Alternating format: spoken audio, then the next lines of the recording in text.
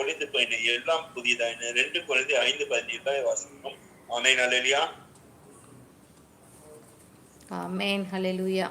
உன்னிலிருந்து பலவைகள் போய்விட்டன, உன் ஆவியை பொறுத்தவரை எல்லாம் புதிதாயின. எல்லாம் புதிதாயின. இயேசுவானவருக்குள் நீ தேவ நீதியாகும்படிக்கு இயேசுவானவர் உனக்கு பாவமானார். ஆமென் அல்லேலூயா. 2 கொரிந்தியர் 5:21 இயேசு கிறிஸ்துவுக்குள் மறுபடியும் பிறந்த நீங்கள் தேவனின் சுதந்திரமும் இயேசு கிறிஸ்துவுக்கு உடன் சுதந்திரமாய் இருக்கிறீர்கள். ரோமர் 8:1-2 வாசிப்போம். ஆமென் அல்லேலூயா. எத்தனை பேர் விசுவாசிக்கிறீங்க? அறிக்கையிடுங்க. நாங்கள் தேவனுடைய சுதந்திரமாய் இருக்கிறோம் என்று ஒவ்வொரு நாளும் அறிக்கையிடுவர்களாக நாம் காணப்பட வேண்டும். ஆமென் அல்லேலூயா. ஆமென் அல்லேலூயா.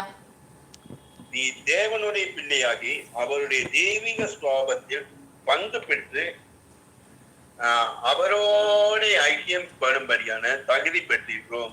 எத்தனை பேர் விசுவாசிக்கிறீங்க? ஆமென் அல்லேலூயா. ஆமென். ஆமென். அதே போல